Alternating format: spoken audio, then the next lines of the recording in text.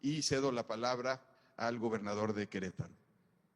Muchas gracias, secretario, gobernadora, secretario, muchas gracias. Muy buenos días, presidenta, muy contentos aquí acompañándolos para este nuevo banderazo que para Querétaro, sin lugar a dudas, suma muchísimo en la conectividad. Yo le comentaba que el tren Querétaro-México es un anhelo desde hace más de 46 años para las y los queretanos, y esta nueva conectividad para el occidente de nuestro país, este gran corredor industrial que tiene Guanajuato, Querétaro, el occidente, etcétera, sin lugar a dudas, va a ayudar muchísimo a la competitividad de mi estado. Le agradecemos infinitamente y estamos listos, puestos y dispuestos para ayudar y felicitarla por este nuevo banderazo que se va a dar el día de hoy. Muchas, pero muchas gracias, presidenta, y a la orden como siempre. Gracias, gobernador Mauricio Curi. Muchísimas gracias, presidenta. Muy buenos días. Te saludamos desde la antigua estación de trenes aquí en Apaseo el Grande, Guanajuato. Estamos muy contentos de arrancar esta etapa que nos va a permitir generar movilidad entre nuestros municipios. Vamos a conectar a las personas que viven en nuestro estado, por supuesto con otros estados vecinos. Me siento muy emocionada de que este proyecto sea una realidad. Guanajuato tiene una gran tradición ferroviaria que se remonta por allá de 1877 y sabemos lo que los trenes generan en nuestras comunidades y en nuestros municipios. Desarrollo, progreso, bienestar y sobre todo esta conexión entre familias que tanto nos llena de emoción. Este tren que estará pasando por Querétaro, Irapuato y que además incluye también al municipio de León, va a permitir que que vaya a detonarse el desarrollo, la conectividad en esta región. Y también creo que es importante destacar que va a ser un gran emblema de lo que logran la colaboración, el trabajo en equipo y la visión estratégica hacia el futuro. Te agradecemos desde Guanajuato este proyecto. Estamos listos para seguir sumando por Guanajuato y por México. Un saludo, presidenta. Muchas gracias, Livia, gobernadora. Adelante, Jesús. Nos acompaña también Joao Parreira de Motangil, la empresa que estará construyendo este tramo de 30 kilómetros, y cedo la palabra a Andrés Layuz para la explicación técnica. Muy buenos días, con su permiso, presidenta. Voy a recordar brevemente cuáles son las características del servicio que se va a dar en este tramo que va de Querétaro hasta Irapuato y que estamos empezando la obra en los primeros 30 kilómetros. Vamos a tener vías dedicadas de pasajeros, en este caso es una doble vía de pasajeros, con velocidades máximas de entre 160 y 200 kilómetros por hora y estaciones principales y secundarias. En el mapa se alcanza a ver que tenemos justamente una de las estaciones secundarias aquí en Apaseo el Grande.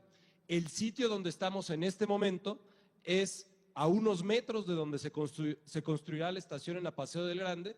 Estamos en un espacio donde físicamente tenemos el derecho de vía para construir la doble vía de pasajeros. Este primer tramo es de 30.3 kilómetros, como lo decía, con dos vías.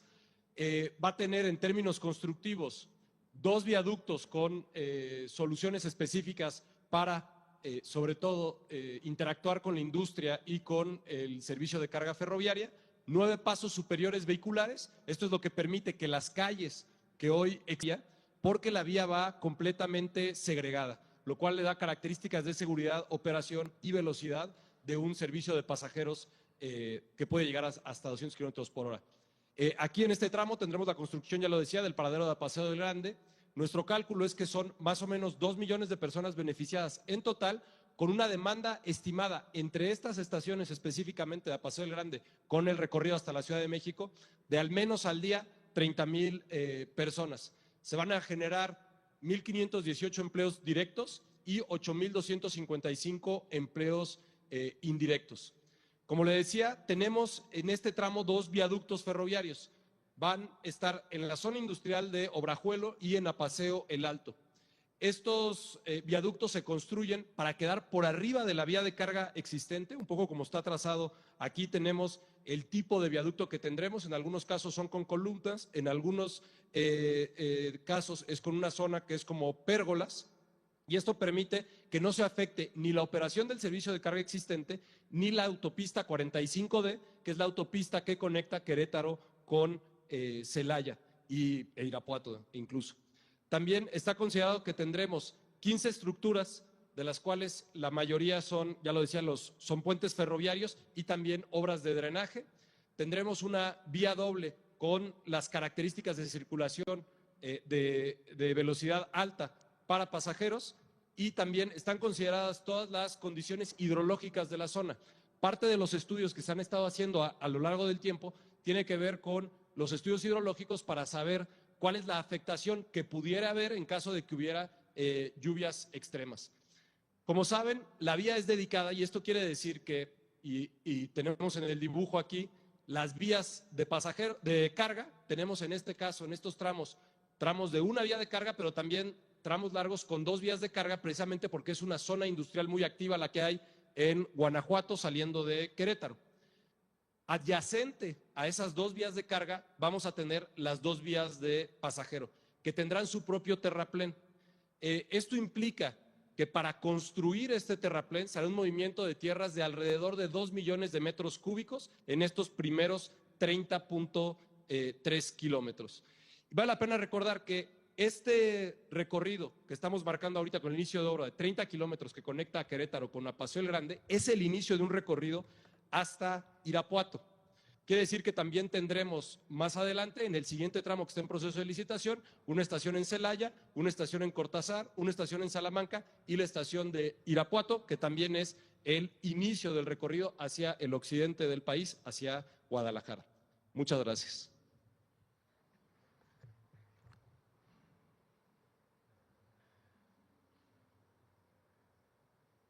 Pues queda hacer el conteo para dar el banderazo. Terminando el banderazo se pasará un video. Y si están de acuerdo, 1, 2, 3.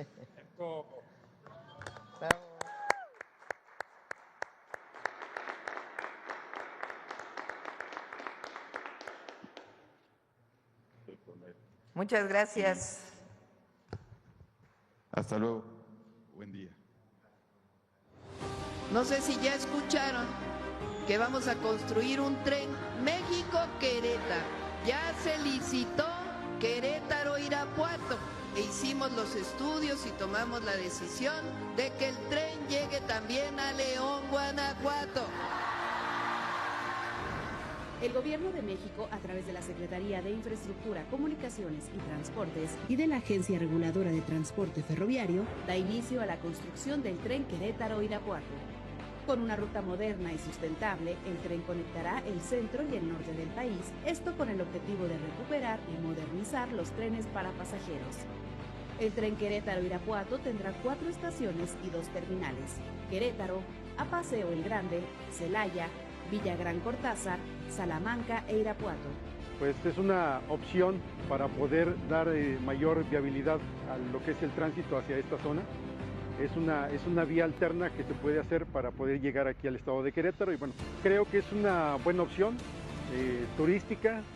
Te recorta tiempos para poder tocar varios puntos o visitar varios puntos. Es una opción segura. Y ahorita creo que México tiene la infraestructura para poder hacer este proyecto. El tramo de 107.8 kilómetros se ha dividido en 4 frentes de construcción. Con estos trabajos, la cuarta transformación avanza y transforma la vida del pueblo de México. Secretaría de Infraestructura, Comunicaciones y Transportes. Gobierno de México. Andrés, si todavía están por ahí conectados, a ver si nos puedes platicar las estaciones de Querétaro a Irapuato, por favor. Sí, por supuesto. Entonces, tenemos la de Apaseo el Grande, que es lo que comentaba, es una de las estaciones secundarias. Estamos aquí a unos metros. No sé si en la imagen se vio, pero aquí atrás tenemos la maquinaria que ya está trabajando, haciendo perforaciones para las calas que se hacen de los estudios de geotecnia. Y a un lado, literalmente en donde estamos, está ya designado el predio donde tendremos una estación, y esa estación también tendrá algunas medidas de integración urbana. Se ven incluso que hay unas canchas de fútbol. Después tenemos en el centro de Celaya. Celaya es una ciudad que históricamente ha estado cruzada por el tren. El tren, digamos, sí ha tenido, ya lo decía la gobernadora, un papel histórico muy importante en Celaya. Durante la Revolución fue un centro ferroviario importantísimo. Hace una semana empezó a operar el libramiento ferroviario de carga de Celaya. Esto quiere decir que el tren de carga que originalmente pasaba por el centro de Celaya ya no está pasando por el centro de Celaya. Por esa razón, el tren de pasajeros sí podrá pasar por el centro de Celaya y tendrá su estación donde estaba la antigua terminal de Celaya. Después, la siguiente estación es la de Cortázar Villagrán, queda literalmente entre las dos localidades, realmente muy cerca y les permite un acceso sencillo a las poblaciones. Y ya después, la siguiente estación es en la zona norte de Salamanca. Digo la zona norte de Salamanca porque físicamente es la norte, pero del centro de Salamanca estamos hablando de que es una caminata de alrededor de 20-25 minutos, sigue siendo dentro de la zona urbana. Y la última estación de este tramo es en Irapuato, también en donde está la antigua estación de Irapuato. Este último tramo no vamos sobre el derecho de vía ferroviario, sino que vamos sobre el derecho de vía carretero de la 45D, pero al llegar a Irapuato volvemos a entrar al derecho de vía ferroviario para ya poder entrar a la ciudad.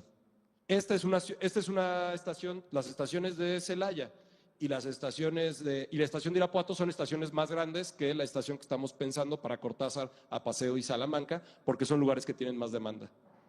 Muy bien. Gracias, Andrés. Gracias a todos. Buen día, gobernadores. Gracias, Gobernadora, presidenta. gobernador. Bueno, esta es la presentación del día de hoy. Hay que recordar que es con la cuarta transformación que se recuperan, renacen, reviven los trenes de pasajeros. No hay que olvidar que México durante decenas de años construyó vías para trenes de pasajeros y en unos cuantos años el neoliberalismo acabó con ellos. Zedillo, hablando de Zedillo, fue quien privatizó los trenes de pasajeros, los trenes de carga y de pasajeros. La idea es que iban a renacer los trenes de pasajeros. Se quedaron los trenes de carga concesionados principalmente a dos empresas y los trenes de pasajeros desaparecieron. El único que quedó fue el turístico de Chihuahua a Sinaloa, el Chepe. Con el presidente López Obrador se construyen más de 1,500 kilómetros de trenes de pasajeros, el Tren Maya, el interoceánico que es de carga y de pasajeros, y nosotros tenemos el objetivo de construir el México Nuevo Laredo y México Nogales. Vamos avanzando ya, México Querétaro, México Nuevo Laredo, México Nogales, México Pachuca. El AIFA, México AIFA se inaugura este diciembre, Pachuca y Querétaro en el 2027 y los siguientes tramos se van a ir desarrollando. El próximo año hay un presupuesto importante para trenes también, para continuar estos trenes. Y sobre la vía de carga del México-Veracruz, estamos trabajando para que pueda haber también una corrida de trenes de pasajeros, de tal manera que quede conectado nuevamente todo el país con los trenes de pasajeros. Esto nunca hubiera ocurrido si no llega un cambio al país. No olvidemos que Zedillo privatizó los ferrocarriles y después se fue a trabajar, cuando acabó el gobierno, como asesor de una de las empresas, Kansas, que hoy fue vendida a una empresa de Canadá. Pero no olvidemos que Zedillo, después de privatizar, se fue a trabajar a una de las empresas a las cuales le regaló el tren las vías de tren, la concesión de las vías de tren.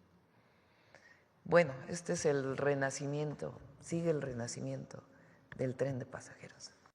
Vamos a las preguntas. Vamos por acá, a ver. Vamos acá primero. Muy buenos días, Presidenta. Rocío Jardines, de W Radio y Teleurban. Preguntarle en primera situación su opinión acerca de este amparo que se ha difundido que interpusieron a favor de Andrés Manuel López Beltrán y también Gonzalo López Beltrán, los hijos del expresidente Andrés Manuel López Obrador, se dice por este caso de huachicoleo fiscal. Hay quienes dicen que pudieron no haber sido ellos los que solicitaran No, ellos este dicen amparo. que no fueron ellos, no hay quienes dicen. Ellos, Andrés Manuel López Beltrán sacó ayer una carta, no es hay quien dice. Sí, Ya presidenta. desmintieron que ellos presentaron los amparos. ¿Cuál es su opinión? ¿Por qué se habría presentado esta figura a su favor junto con otras 14 personas? Y lo hizo, bueno, el abogado que es conocido también por defender a Caro Quintero. Bueno, hay un Francisco abogado que Rodríguez. ya dijo que él no presentó nada. Es parte de la campaña de calumnias, así de sencillo. ¿Cómo es posible, imagínense esto, que no sé quién, pero tiene que saberse quién, porque tiene que saberse quién puso estos amparos y por qué? ¿Cómo es posible que a los hijos del presidente López Obrador alguien a su nombre ponga amparos en distintos lugares del país? ¿Con qué motivo? Evidentemente la calumnia, desacreditar. Es sencillamente parte de una campaña política, en contra de nuestro movimiento, del presidente López Obrador, de sus hijos. Quien nos escucha, quien nos ve, pues imagínense que de pronto ustedes, alguien, aparece por ahí un amparo que dice, no me vayan a investigar. A cualquiera de ustedes, imagínense, que alguien les hubiera puesto un amparo en su nombre. ¿Cuál sería el objetivo? Pues desprestigiarlos, ¿no? Entonces es parte de esta campaña, vean hoy todos los comentócratas, todos. Lo mismo, pero lo mismo. Todos dicen lo mismo. ¿Quién se los dicta? Habría que ver, porque se los dictan. ¿Cómo es que todos dicen lo mismo?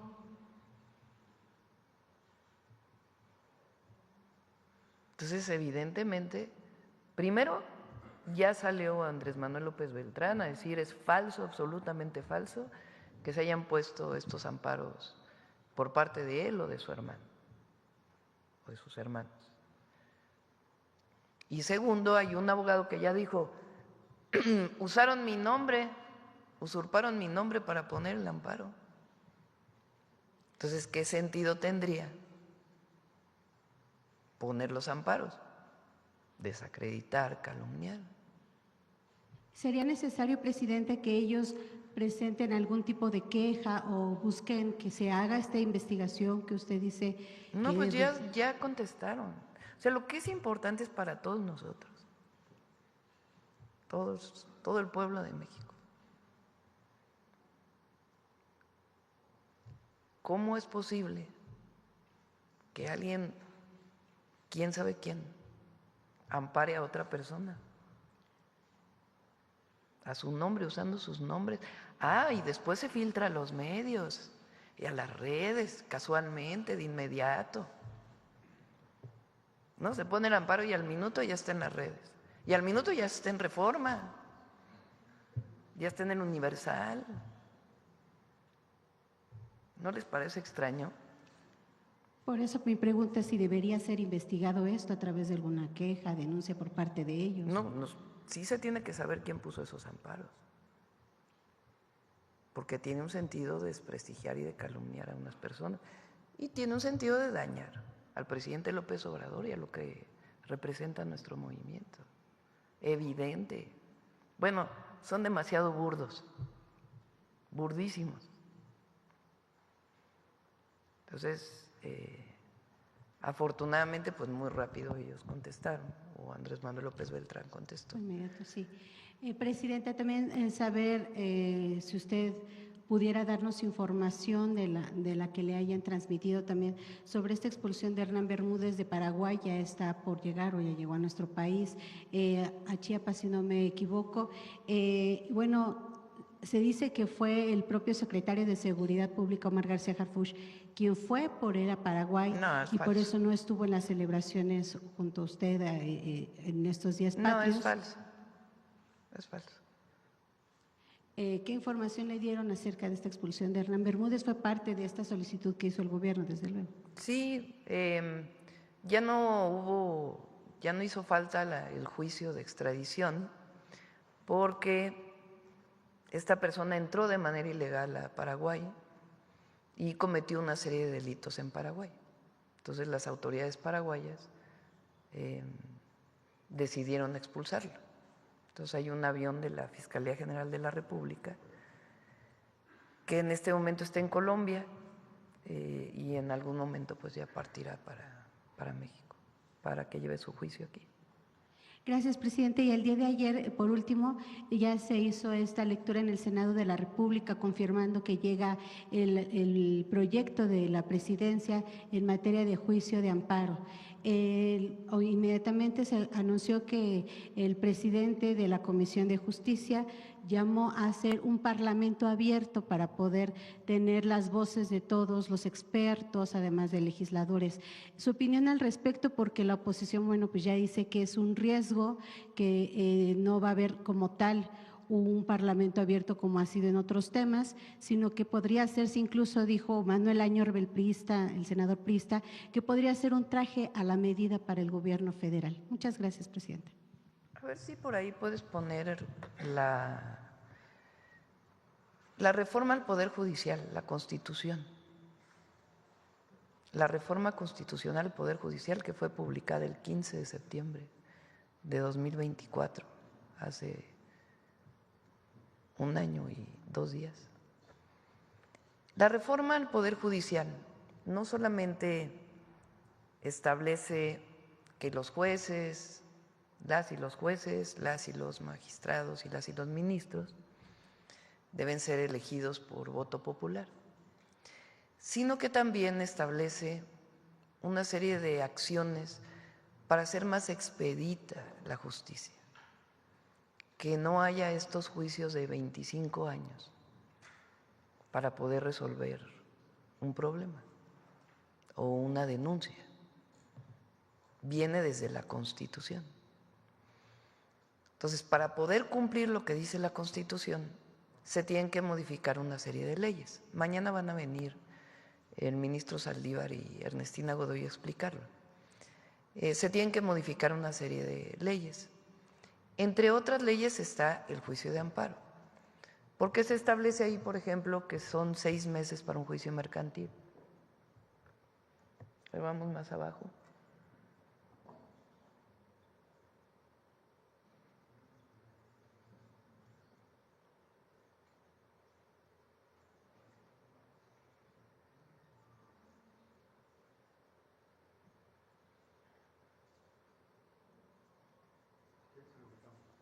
Sí, la parte donde habla de los tiempos. Porque esa es la parte de cómo se eligen a jueces. Entonces, la parte de los tiempos. Para que vean cómo desde la reforma constitucional se solicita esto. Ahora, por otro lado, resulta que en México, ¿quién es quien tiene la última palabra en términos de la justicia? La Corte. ¿Están de acuerdo? Es el máximo tribunal. Bueno, en México, incluso aunque la Corte haga una resolución, puede haber amparo frente a la ejecución de la resolución. Eso prácticamente en ningún país del mundo. Ayer le pedí a Ernestina que pudiera presentar en qué otros países hay eso. O sea, aquí se pueden amparar frente a la ejecución de una resolución ya de la Corte. Cualquier caso. Y entonces no hay en realidad la aplicación de la justicia, porque otra vez entran al proceso interminable. Entonces, el amparo que da, tal cual lo establece la Constitución, es algo muy importante en nuestras leyes, es la defensa del ciudadano y es fundamental que exista la defensa del ciudadano frente a un acto de autoridad. Es indispensable. Lo que es muy importante es que la justicia pues pueda ser expedita, no lleve tanto tiempo y que tampoco se abuse de esta figura. Entonces, eso tiene objetivo, ese es el objetivo de las 4 leyes que se presentaron. Y el juicio y la ley de amparo está en esa perspectiva. Pues ya que lo decida el Congreso, no voy a entrar en ese proceso. Que la gente sepa que está resguardada su derecho frente a un acto de autoridad, pero que es importante que no se abuse del amparo frente a la resolución ya del máximo tribunal, que es la Corte. Va en ese sentido. A ver si encuentran la parte de los tiempos de la aplicación de la justicia. Adelante. Gracias, Presidenta. Mariana Madrid, de Canal 13 Albavisión. Retomando el tema de Hernán Bermúdez, preguntarle si tiene conocimiento de por qué se dio este cambio de ruta en el vuelo, por qué se dio esta escala en Colombia y presuntamente pues por qué se cambiaría el aeropuerto al que va a estar llegando. No tengo los detalles, más bien es un asunto técnico del propio vuelo. No tiene nada que ver pues con un asunto jurídico, sino más bien pues el vuelo, carga de gasolina, no sé exactamente, pero no tiene que ver con un asunto de la propia fiscalía. Entonces, ya que informe el gabinete de seguridad. Okay, muchas gracias. En otro tema, ayer se detuvo a unos delincuentes en el interior de la refinería Dos Bocas, presuntamente pues estaban haciendo robo de combustible. Saber si se está aplicando alguna estrategia en específico para prevenir el robo de combustible al interior de las refinerías, porque la Secretaría de Seguridad pues dijo que no es la primera vez que se da una situación de este tipo. Va a venir ya la próxima semana Luz Helena González. La Secretaría de Energía, ya lo he platicado en la mañanera varias veces, se está haciendo un esquema administrativo que ya está listo, incluso las pipas tienen que tener ya una identificación a partir de un QR, para que podamos tener, se llama la trazabilidad, es decir, ¿de dónde sale la gasolina?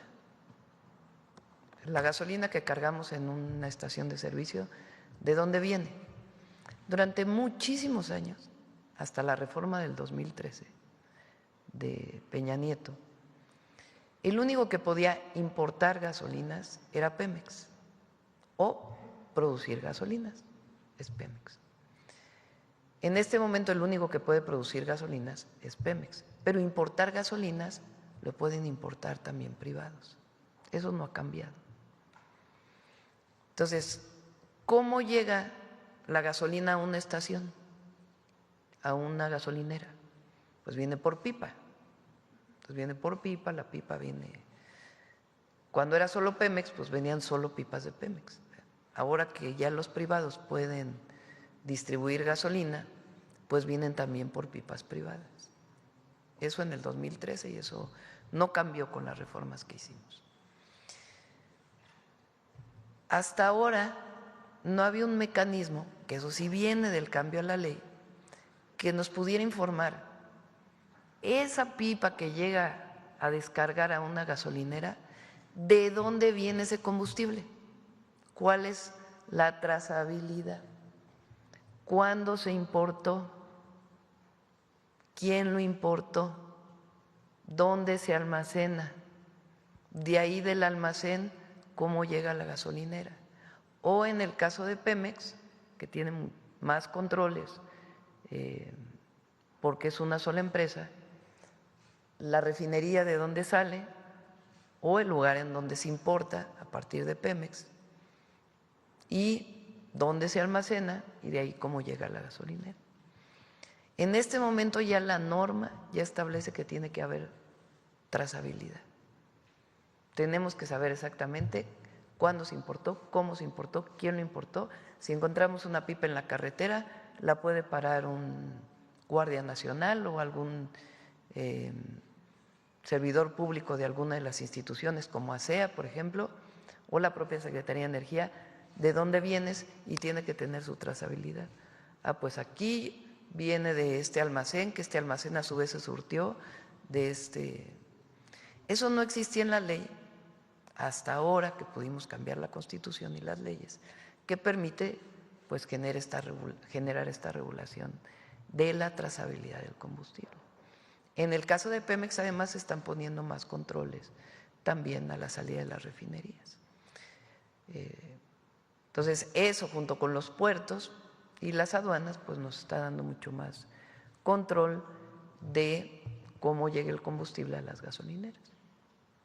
¿Y tendrán una cifra de pues cuánto representan las pérdidas por este delito?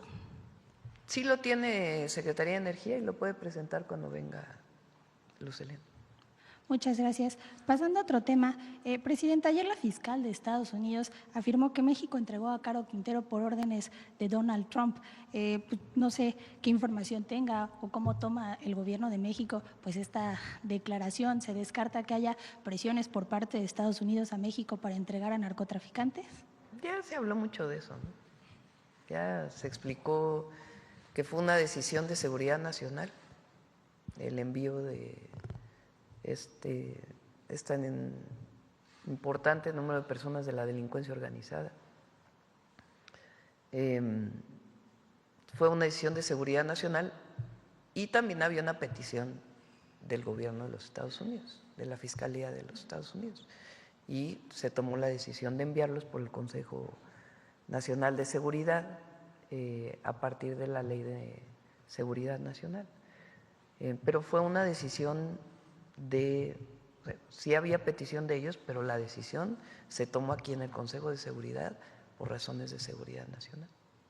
¿En este momento hay más peticiones de Estados Unidos para trasladar? Hay peticiones de extradición. Y finalmente, Presidenta, con la visita que va a tener al rato y pues en miras ya de la revisión del TEMEC para el próximo año, ¿convendría hacer pues una propuesta, un frente en conjunto México y Canadá frente a Estados Unidos, o sería conveniente que a pesar de que haya coordinación, pues que cada país tenga que ver por sus propios intereses comerciales? A ver, los tres países estamos de acuerdo en el tratado. Es muy importante la convocatoria que salió por parte del gobierno de Estados Unidos para abrir las mesas de diálogo con relación a la revisión del tratado. El tratado va a continuar. Obviamente hoy tenemos aranceles a una serie de productos que ponen una consideración distinta, pero la gran mayoría de lo que se exporta no tiene aranceles, no tiene tarifas.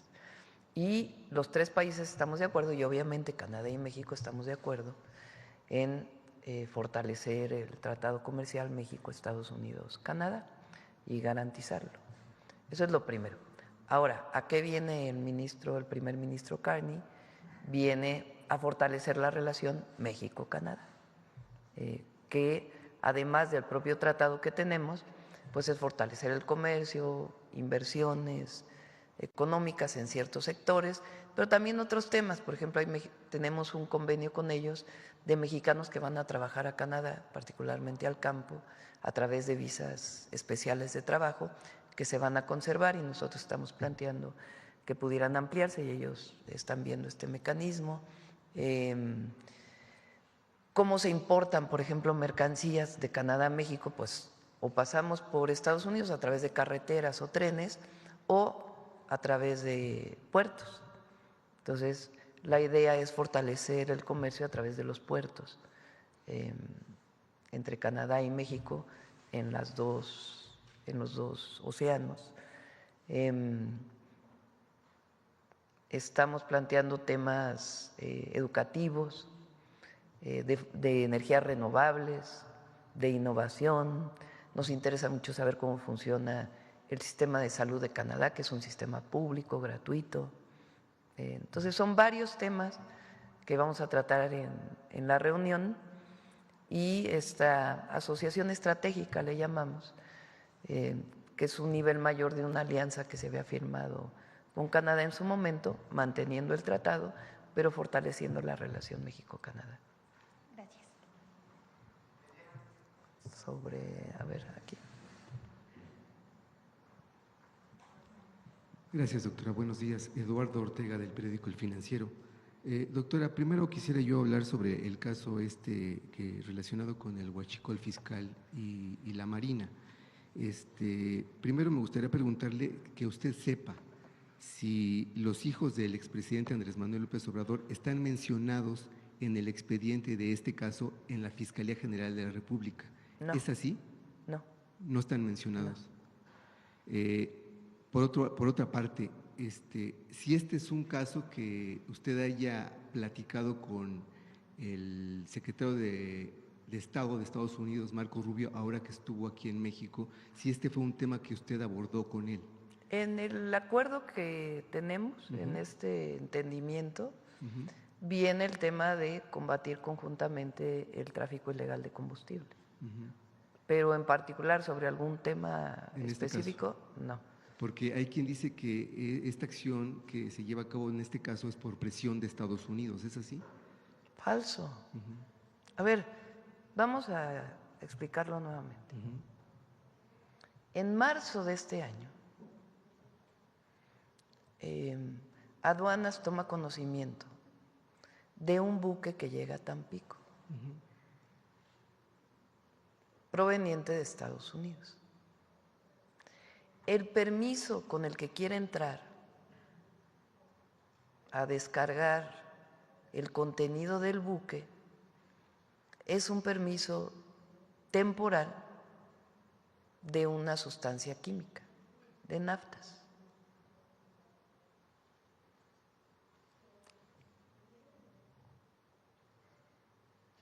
Se dan cuenta que probablemente ahí viene combustible, que no viene naftas. Detienen al buque y piden un análisis del contenido del buque. Se hace un análisis por Pemex y por aduanas y se encuentra que no, que es diésel. Y que el diésel proviene de Estados Unidos. Si hubiera sido una importación legal, pues en el documento con el que llegan a la aduana dice diésel y hay que pagar de impuestos tanto.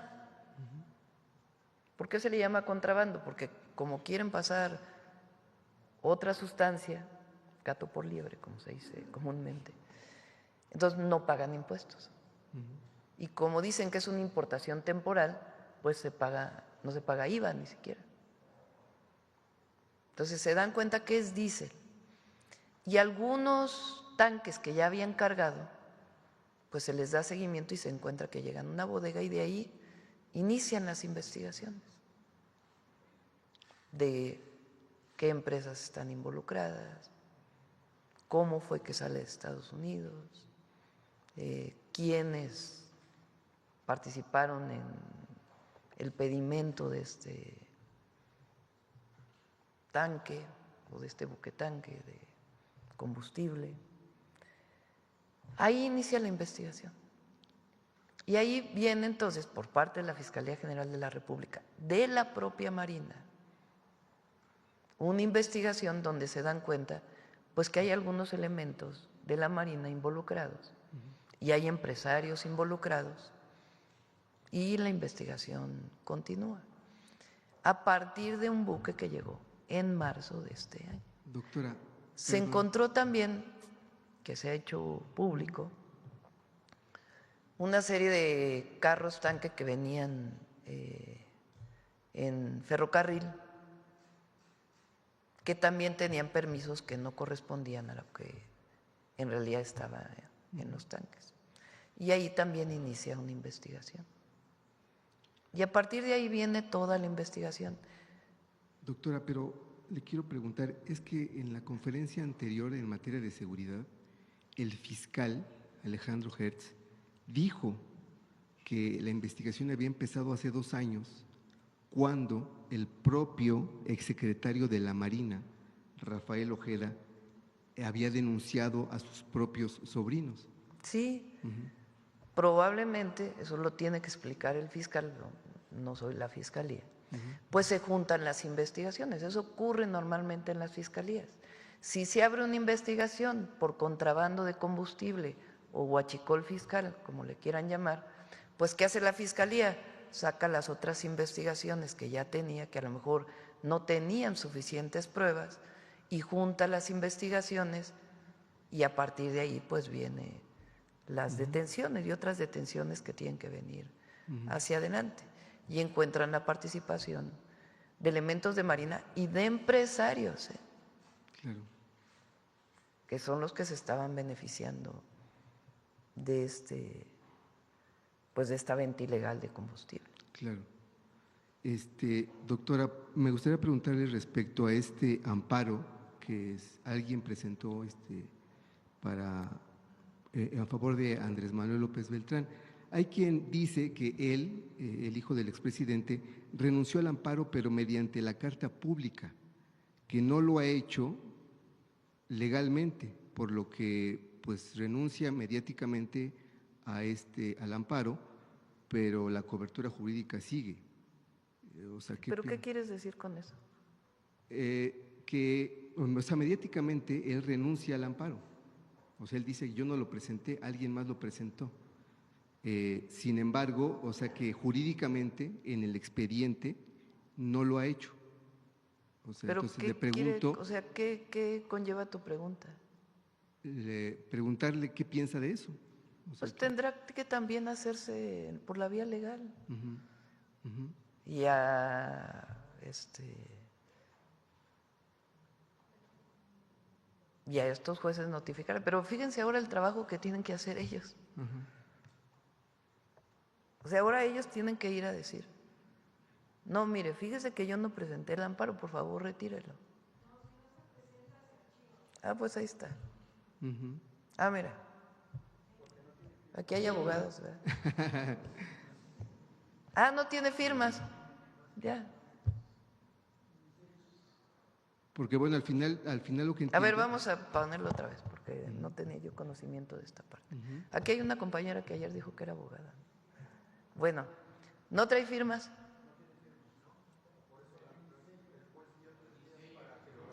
Ah, 3 días para que se ratifique.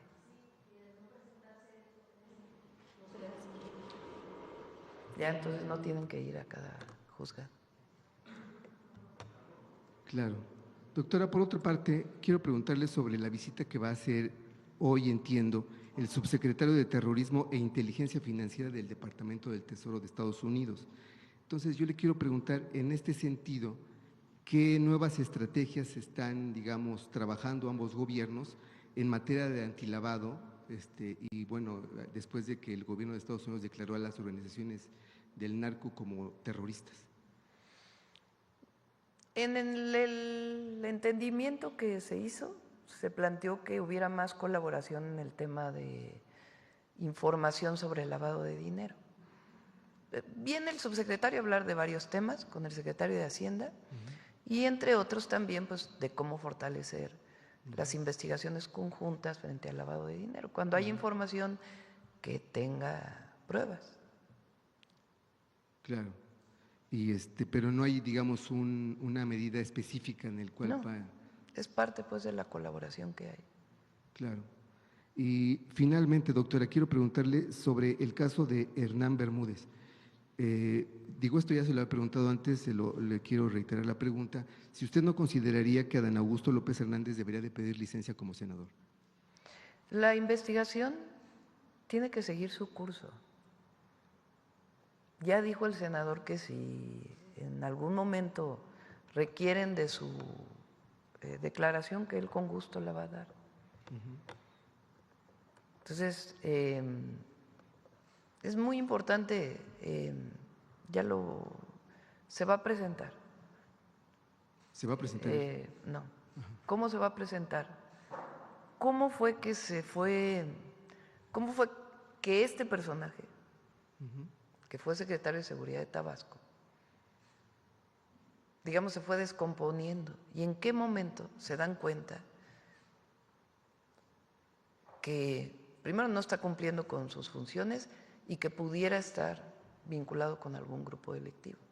¿Cómo se pide su destitución por parte del presidente López Obrador a Tabasco? Todavía no entrábamos nosotros. En el momento que hay indicios de que esta persona tiene algún vínculo, y a partir de ahí él decide salir y huir. Y después pues ya viene la investigación por parte de la Fiscalía del Estado de Tabasco y la Fiscalía General de la República. Pero es muy importante que se sepa todo este proceso, porque es muy fácil para la oposición la hipocresía en acción. Ahora, ¿no?, que nunca explicaron nada de García Luna, el coordinador del PAN en el Senado, que nunca explicó por qué se fue 6 años de México y que ahora regresó con fuero y que es el principal crítico ahora, ¿no?, porque es el uso político. Entonces, se va a dar toda la información de cómo fue que esta persona empezó a involucrarse y en el momento que hubo información se pidió su destitución e investigación. Ya para entonces el senador pues ya era secretario de Gobernación. Imagínense, participaba en el gabinete y se solicita la destitución por parte del secretario de Gobernación y del presidente entonces. Claro. A Merino, que estaba de gobernador, Merino lo destituye, este señor se va y inician las investigaciones. Pero esta cosa de que ahora el senador Adán Augusto tiene que renunciar hoy y tiene que a ver qué dicen las investigaciones, ¿verdad? Porque lo que no es ahora la prensa, algunos medios de la prensa, son los juzgadores. Loret de Mola ahora es el principal juzgador, cuando todavía no explica todos sus montajes o las mentiras que dice todos los días. Entonces, hay que esperar las investigaciones, como lo dicen, y ya el senador ya dijo, si necesitan en mi declaración, claro, doctora, la voy a presentar. Entonces, todo esto es importante que se conozca. Nosotros no vamos a esconder a nadie, ni tampoco vamos a defender a nadie si resulta que hay pruebas que es culpable. Pero lo que no nos parece es este juicio que hacen los grandes medios de comunicación, o la oposición, que ahora se erige como cuando sí, o sobre este tema. A ver cuándo ellos hicieron alguna detención. O sea, porque aquí se está actuando cuando se encuentra y hay pruebas. Por eso el secretario de Marina dijo, fuimos nosotros mismos quienes presentamos la denuncia y las investigaciones que se hagan. Ahora, no les funciona a los medios ni a la oposición, por más que quieran. No les funciona, ni les va a funcionar, porque nosotros siempre va a haber verdad y se va a pedir siempre que se aplique la justicia. No somos iguales. Gracias, doctora. Aquí.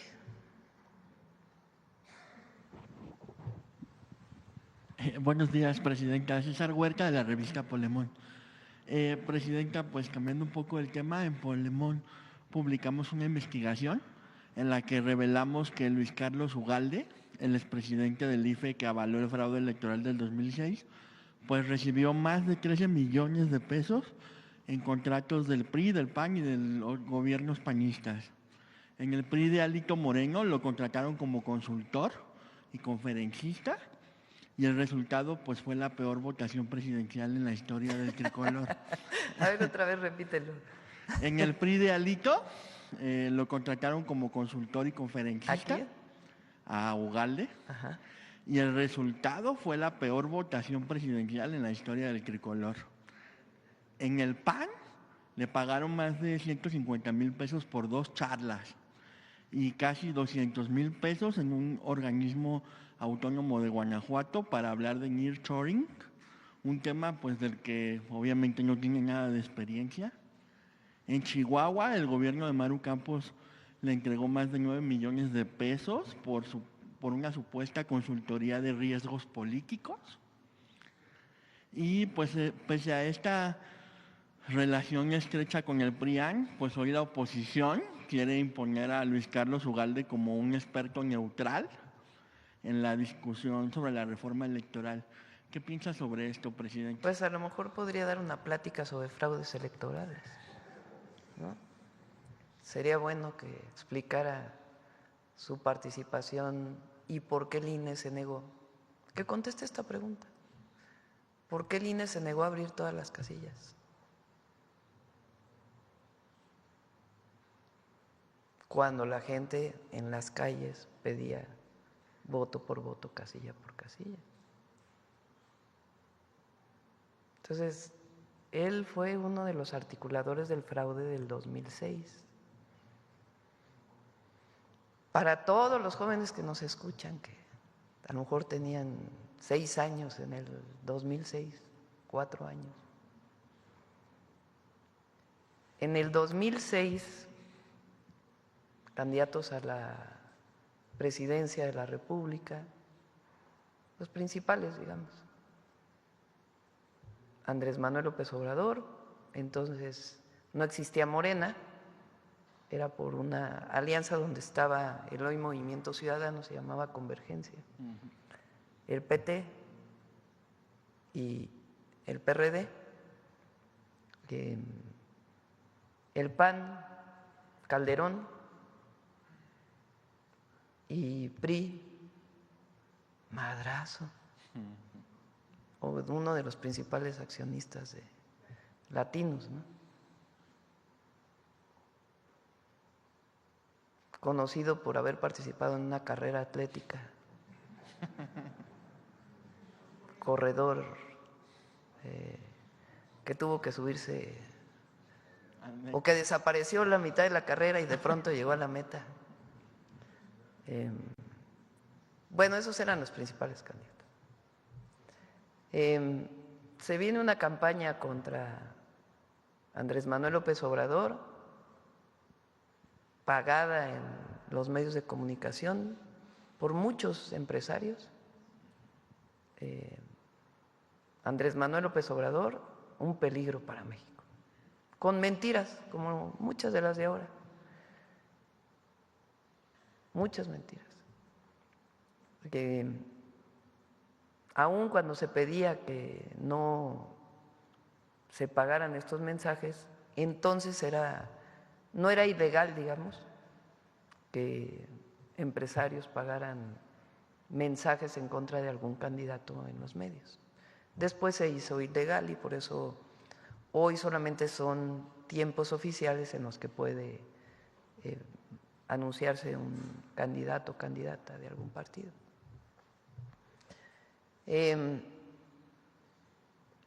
Llega el día de la elección, como a la 1 de la mañana, en el famoso PREP, que es el que va dando los resultados, Andrés Manuel López Obrador va arriba y de pronto empieza a caer y cruza Felipe Calderón y entonces el PREP le da el triunfo a Felipe Calderón. Resulta que al otro día ¿qué día fue la elección en 2006? En junio, ¿no? En julio, ¿no? 2 de junio. 2 de junio. Fue en junio, era en junio entonces. Fue el 2 de julio, ¿no? Del 2006. 2 de julio. Ah, ahora es en junio, antes era 2 de julio. El 3 de julio, pues ya estaba Felipe Calderón arriba por 200, casi 300,000 votos. Pero había un montón de casillas que no se contaban. O sea, dejaron muchas casillas que por alguna razón no se contaron. Y ahí empieza la gente a decir, aquí hubo fraude. Viene unos días después el llamado conteo distrital y hay muchas evidencias en esos días de que hay personas que entran al lugar donde se guardaban las urnas a presuntamente modificar, a meter votos. Muchas evidencias. Vean la película El Fraude, ahí viene, de cómo la gente empezó a cuidar los distritos electorales donde estaban las casillas guardadas y veían que entraba gente.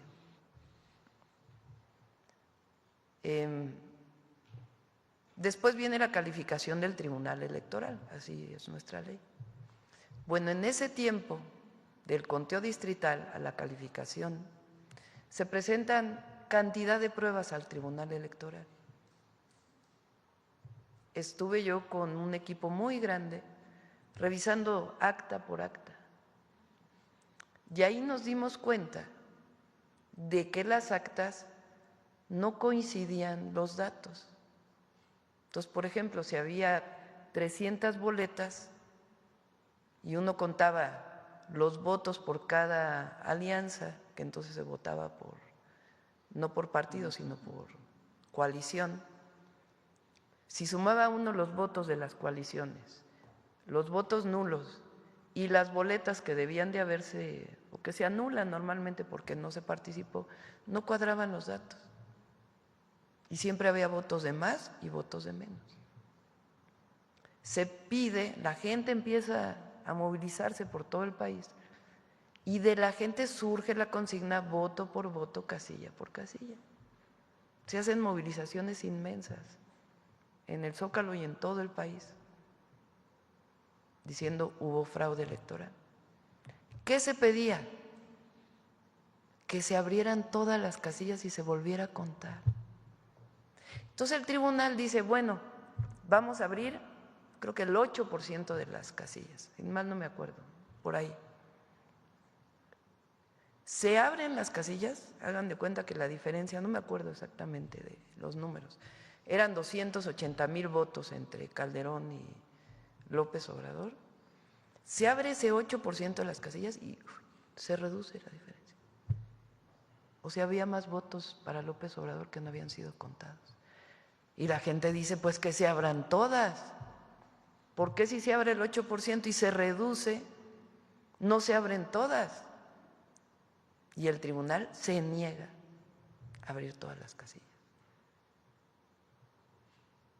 Y se consuma el fraude electoral el 1 de diciembre, con la entrada de Calderón. Por eso decimos Calderón es un presidente espurio, porque no ganó con el voto popular.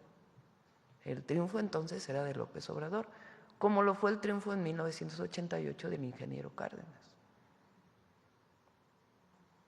El neoliberalismo en México, entre otras cosas, se impuso con fraudes electorales. No se nos olvide. El fraude electoral del 88. Salinas también llegó al poder sin haber sido elegido por el voto popular. Lo mismo que Calderón. Y en el 94 con un terrible magnicidio. O sea, hay que recordar la historia. Y en el 2012 con una compra de votos masiva totalmente demostrada. ¿Quién era el presidente del Instituto Nacional Electoral en el 2006? Ugalde. Entonces, ahora resulta que él da conferencias de moral electoral. No, pues no. Por eso digo que lo inviten a platicar sobre cómo se hace un fraude electoral. Entonces a lo mejor ahí sí puede opinar. Y un poco ligado pues con el tema de Presidenta, pues Covarrubias y asociados publicó una encuesta que le otorga un 72% de aprobación, digo, a diferencia de los otros que hacían los fraudes, y señala que el 75% de los mexicanos tiene muy buena impresión de usted. Según este estudio, la ciudadanía reconoce los resultados de su gobierno y afirma que su calidad de vida ha mejorado.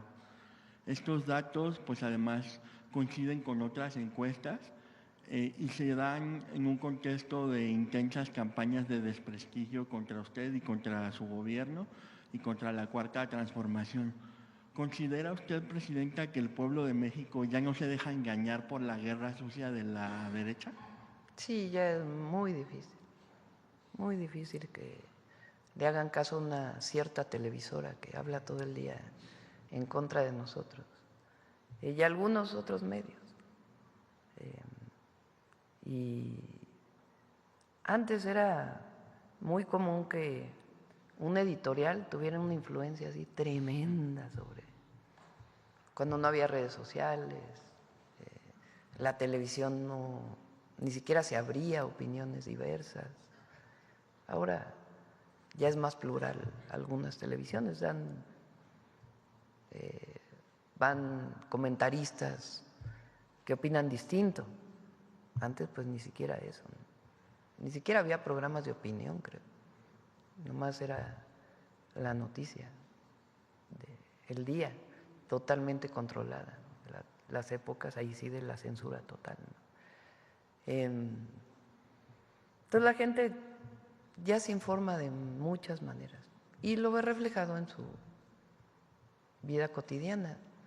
13.5 millones de personas salieron de la pobreza. Se redujo la desigualdad. Eso no hay manera que nada lo quite. Como digo, el presidente López Obrador se quedó en el corazón del pueblo de México y ahí va a permanecer. Eso por más que los medios digan lo que quieran decir. Y en nuestro caso, pues gobernamos con los mismos principios. En este momento, pues, la presidenta es quien gobierna con su equipo el país, pero tenemos los principios que nos llevaron al movimiento de transformación a ganar en el 2018 y nunca vamos a traicionar eso. Imagínense, traicionarse a uno mismo sería no poder vivir. La gente que se traiciona a sí misma en sus principios, sus ideas, su forma de vida, pues es la que muere con arrepentimientos, ¿no? Y por último, Presidenta, casi al final del o vive con arrepentimientos, que es peor.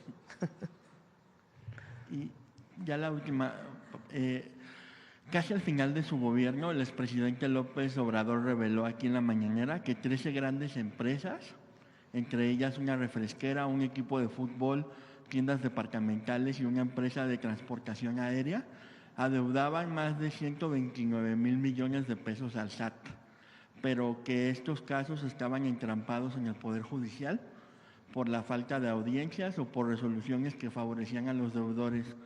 ¿Qué acciones está tomando su gobierno, Presidenta, para destrabar estos expedientes y garantizar que esas empresas paguen lo que deben, especialmente ahora que hay un nuevo Poder Judicial y un nuevo momento político, pues, para exigir esa justicia fiscal? Aquí es la justicia. El SAT hace su trabajo, muy bien, por cierto.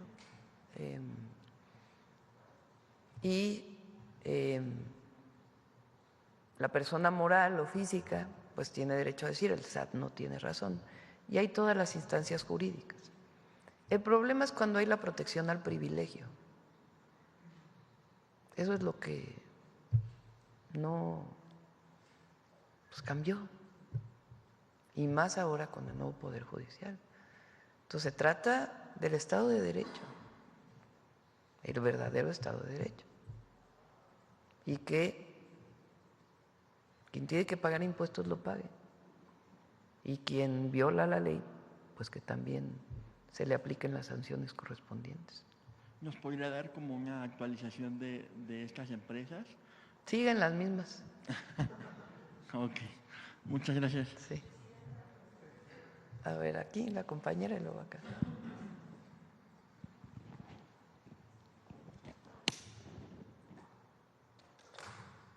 Gracias, Presidenta. Nancy Rodríguez, de Oro Sólido y de Empuje Migrante. Presidenta, pues ahora con este regreso de cientos ya de hermanos migrantes de allá de Estados Unidos a México, nos comentan que si habría alguna posibilidad de más apoyo en el paso de las aduanas. En las aduanas les cobran les dejan pasar $300 aproximadamente en días normales y en vacaciones $500.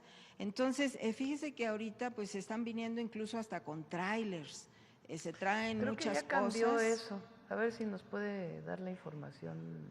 Sí. Sí, Pepe Merino. Cambió el monto, incluso también porque era de una regulación de hace mucho, que solo podían tener creo que un equipo electrónico. También la cambiamos, pueden traer 3 o 4, no sé cuántos.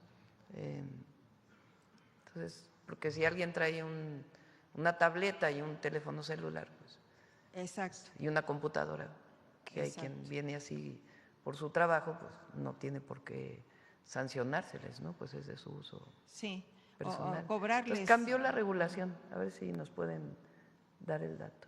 Sí, porque ellos ¿Y no hablaban... encontraron lo de la Constitución?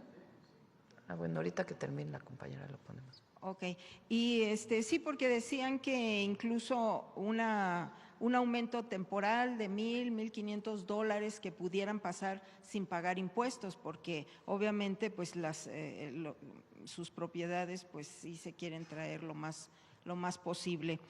Por otra parte, Presidenta, hay trabajadoras de los consulados que me hacen llegar a algunas denuncias. Estas trabajadoras son las de limpieza. Entonces, me dicen que, bueno, la verdad les da miedo que pueda pasar con ellas porque están sobre contratos.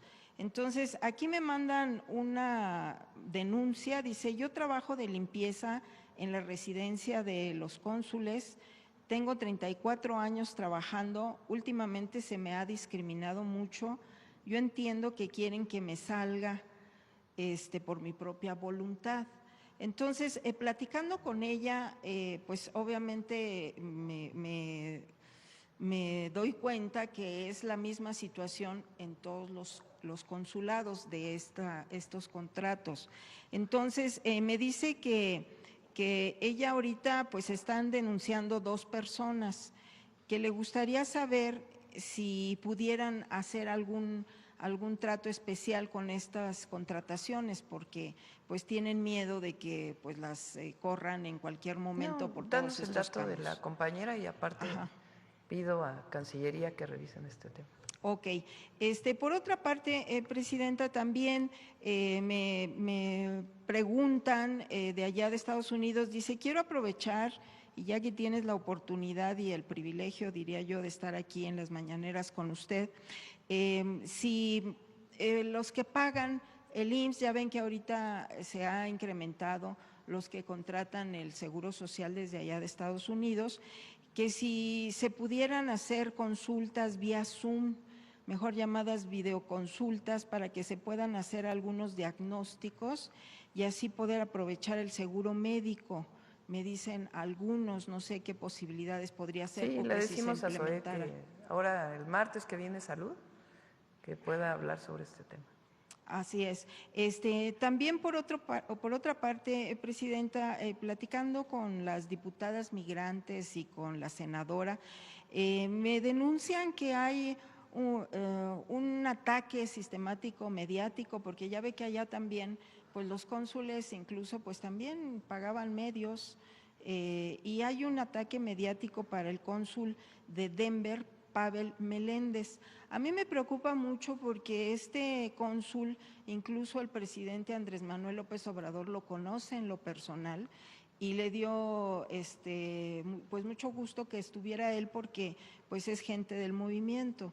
Entonces, fíjese que a este cónsul de Denver, Pavel Meléndez, incluso ya lo denunciaron ante la Fiscalía, un abogado que supuestamente es Javier Martínez Calzada, y bueno, pues es un ataque mediático a estos nuevos cónsules que están llegando a Estados Unidos. No sé si usted tenga información acerca de esto. No conocía de esto, pero le pedimos también a Cancillería que lo revise y que hable con los cónsules a ver qué está pasando.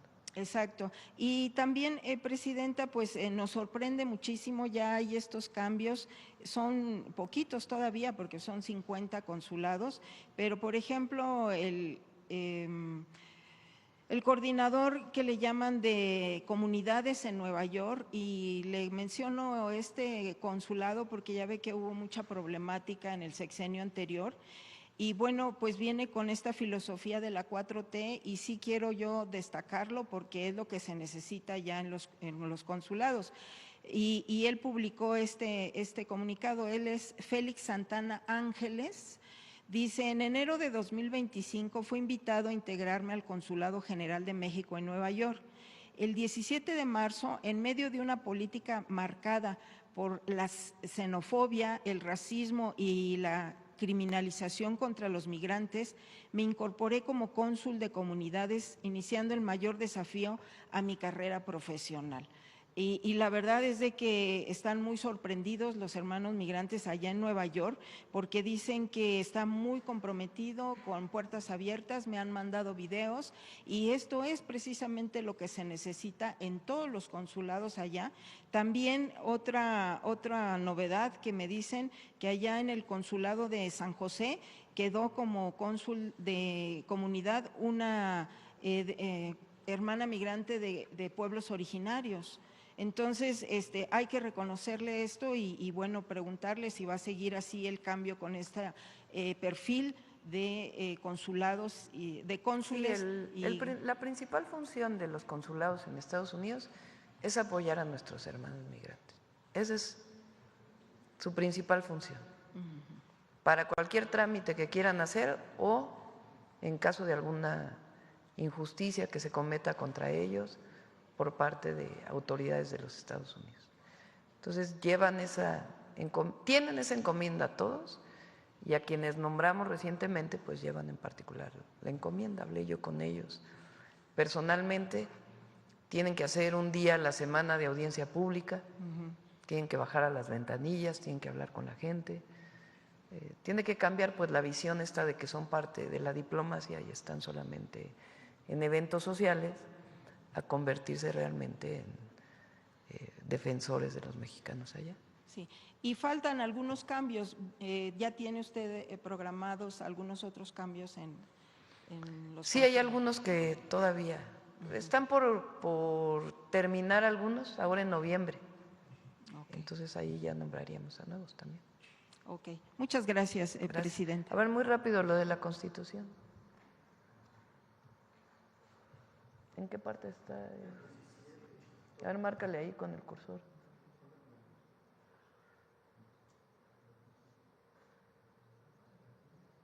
Pero viene una parte donde están los tiempos. Ahí está. Toda persona tiene derecho a que se administre justicia por tribunales que estarán expeditos para impartirla en los plazos y términos que fijen las leyes, emitiendo sus resoluciones de manera pronta, completa e imparcial. Su servicio será gratuito, quedando en consecuencia prohibidas los costos judiciales, ¿no? Las costas judiciales. Las leyes preverán las cuantías y supuestos en materia tributaria, en los cuales tanto los tribunales administrativos como las juezas y los jueces de distrito y tribunales de circuito del Poder Judicial de la Federación, o en su caso la Suprema Corte de Justicia de la Nación, deberán resolver en un máximo de 6 meses, contados a partir del conocimiento del asunto por parte de la autoridad competente.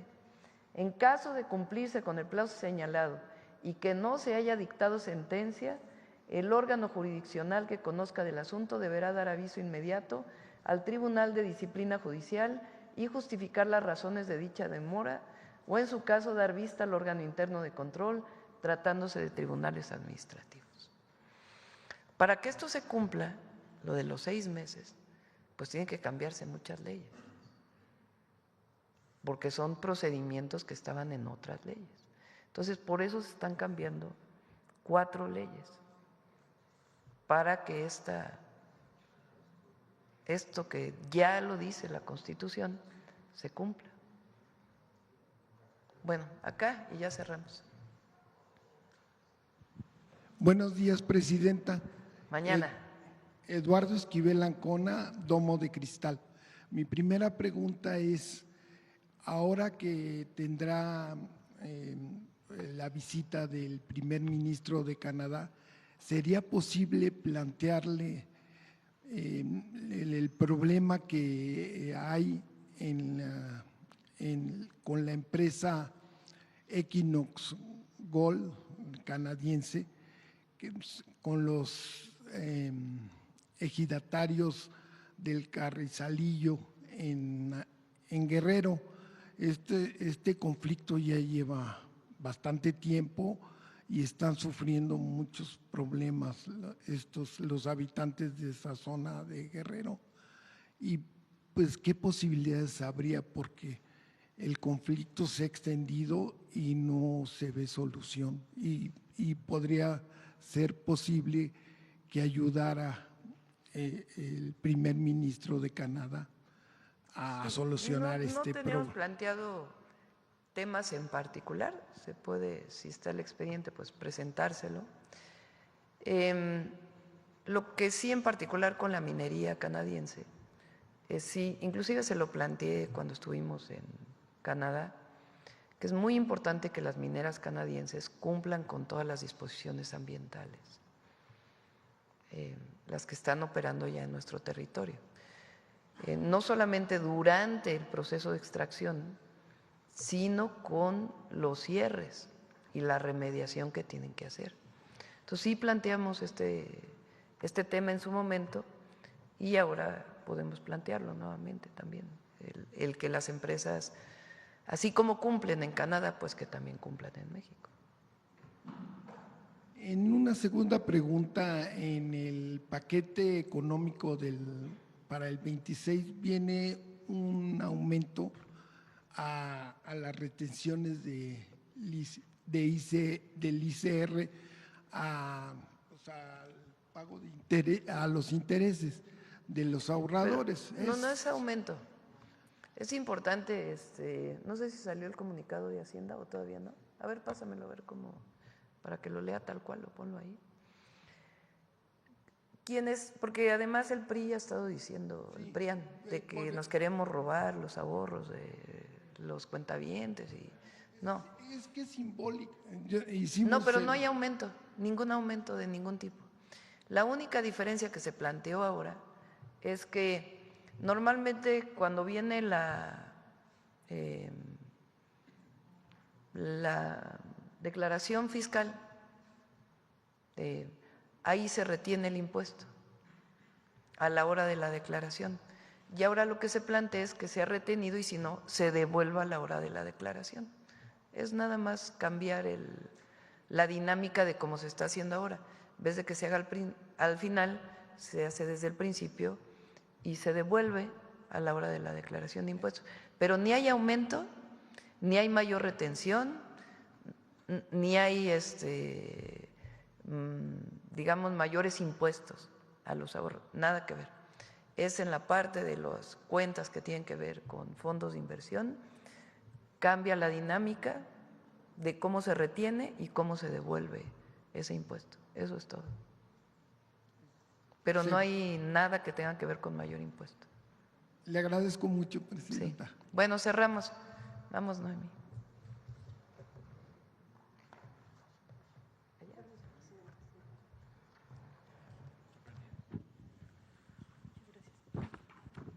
Buenos días a todas y a todos.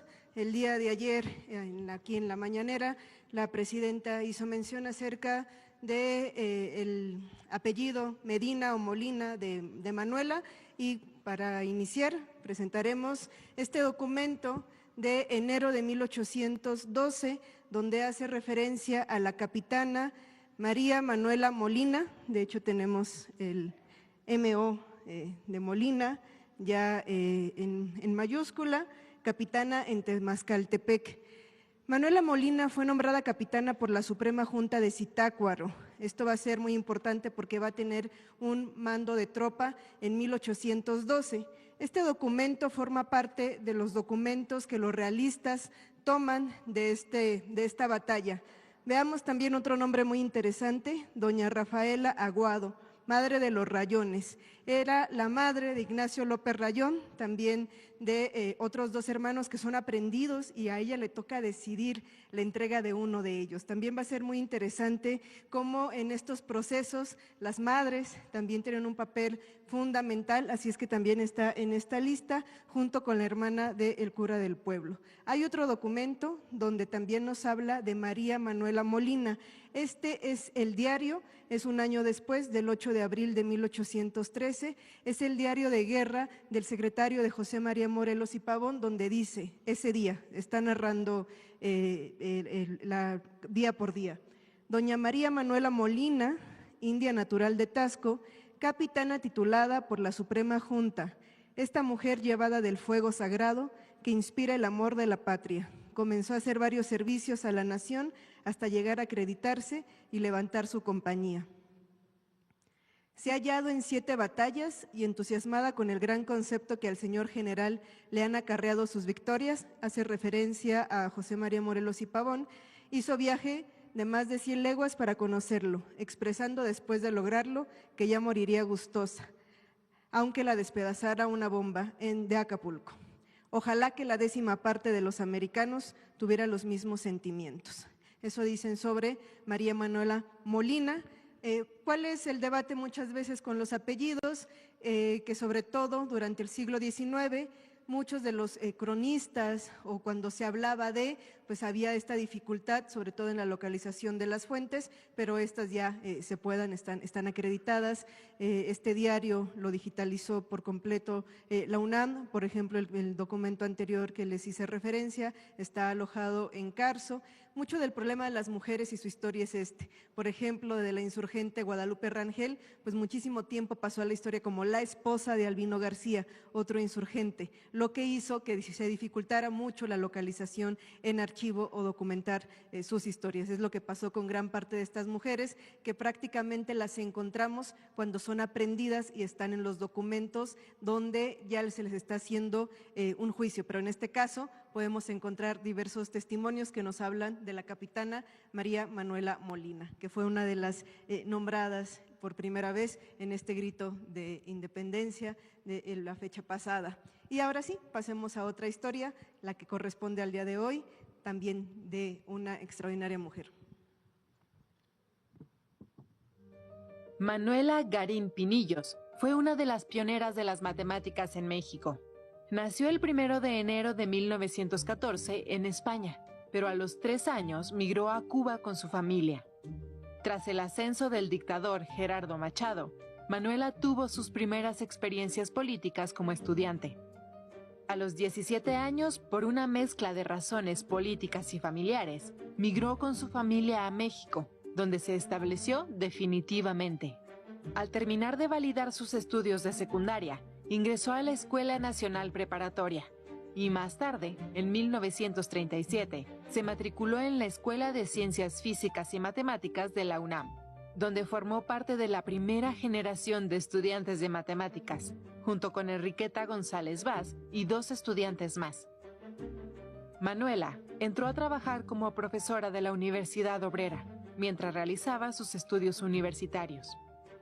Durante ese periodo, fue invitada a participar en una célula del Partido Comunista Mexicano por los dueños de una carnicería en La Merced, donde solía comprar la carne para su madre enferma.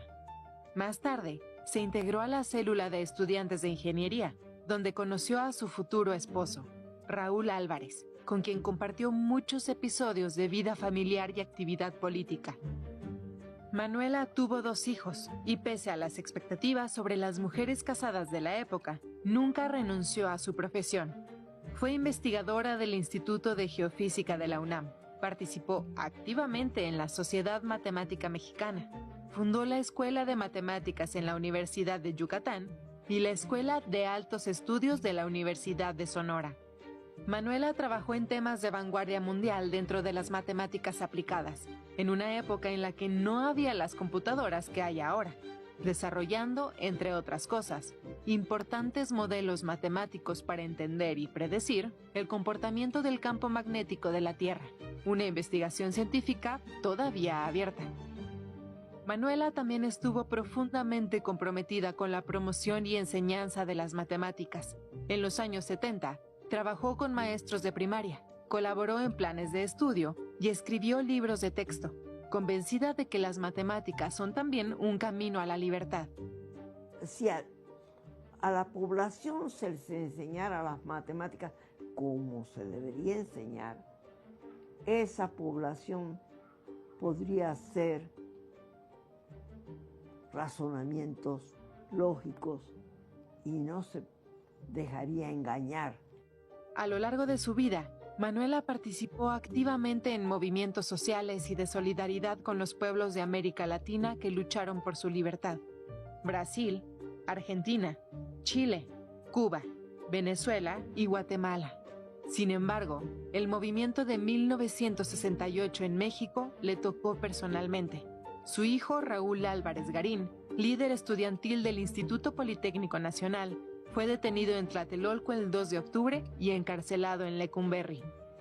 Manuela fue parte de las madres que lucharon por la libertad de los presos políticos. Hizo gestiones, denuncias y visitas a la cárcel, muchas veces con la periodista Elena Poniatowska, a quien al principio sugirió usar como seudónimo el nombre de su hermana Esther Garín para poder entrar a entrevistar a los presos. En 1971, Manuela fungió como intermediaria entre el gobierno y el Comité de Estudiantes para su liberación y breve exilio en Chile.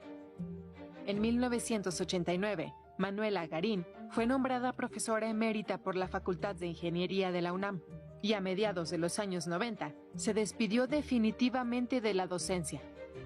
Manuela Garín Pinillos falleció a los 105 años, el 30 de abril del 2019, tras una vida de enseñanza, lucha, autonomía y matemáticas. Creo que hay poco que decir después de esta cápsula. Sin duda, una vida dedicada a la enseñanza de la matemática, y solamente recuperamos algo que también dijo en una entrevista a Claudia Gómez en agosto de 2006. Si toda nuestra gente tuviera una preparación matemática fundamental, que se supiera cómo se razona en matemáticas para hacer una teoría que utilizas una lógica, como lo mencionó, entonces todos cogeríamos nuestro libre camino. Muchas gracias. Gracias, Noemí. Mañana, que no se me olvide, Belmont, el tema del grito de independencia. Porque otra vez sale diciendo que Hidalgo gritó a favor de Fernando VII, y no es cierto. A ver, pon rápido lo de Pedro García, antes de irnos. Te lo mandé hoy en la mañana, ¿lo tienes? Pedro García, que es quien escribe cómo fue el grito de independencia, nada más por no dejar el debate. Los que estuvieron ahí como Pedro ella García, es Patricia Galeana, dice te mandé el documento primero, a ver si lo tienes ahí. Ella es Patricia Galeana, ella no es es una historiadora muy reconocida, fue directora del Instituto Nacional de Estudios de la Revolución Mexicana. No, ella no es cuatroteísta, nada más ponla si quieres. Ella es una conferencia de ella que sale en YouTube sobre Miguel Hidalgo y Costilla y cómo ella dice, a ver en esa parte. Los que estuvieron ahí como Pedro García, dice que palabras más, palabras menos, lo que dijo Hidalgo en aquella madrugada del 16 de septiembre fue: compatriotas, no existen ya para nosotros ni el rey ni los tributos. Esta gabela vergonzosa que solo conviene a los esclavos, la hemos llevado hace 3 siglos como signo de la tiranía y de la servidumbre. Ha sonado la hora de nuestra libertad.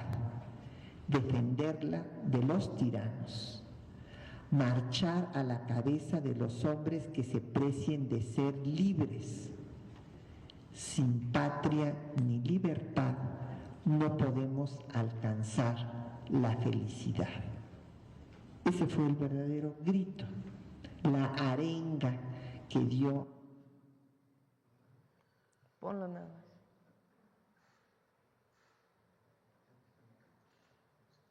Porque dice hoy Aguilar Camín que en realidad, ¿por qué reivindicamos otra vez a Miguel Hidalgo y Costilla? Que hay que reivindicar a Iturbide. Que en realidad Miguel Hidalgo y Costilla salió a defender a Fernando VII. Patricia Galena, historiadora de la UNAM, dice ella misma en defensa de Hidalgo que es falso y habla de este documento. Todo esto se puede encontrar, ustedes lo pueden buscar en el internet. No existe ya para nosotros ni el rey ni los tributos. Eso es lo que Miguel Hidalgo y Costilla dice el día de la campana de Dolores. Esta gabela vergonzosa que solo conviene a los esclavos, la hemos sobrellevado hace 13 siglos como signo de la tiranía y servidumbre. Terrible mancha que sabremos lavar con nuestros esfuerzos. Llegó el momento de nuestra emancipación, ha sonado la hora de nuestra libertad, y si conocéis su gran valor, me ayudaréis a defenderla de la garra ambiciosa de los tiranos. Pocas horas me faltan para que me veáis marchar a la cabeza de los hombres que se precian de ser libres. Os invito a cumplir con este deber, de suerte que sin patria ni libertad estaremos siempre a mucha distancia de la verdadera felicidad. ¿Dónde habló de Fernando VII? Hay un debate ahí que en realidad Ignacio Allende sí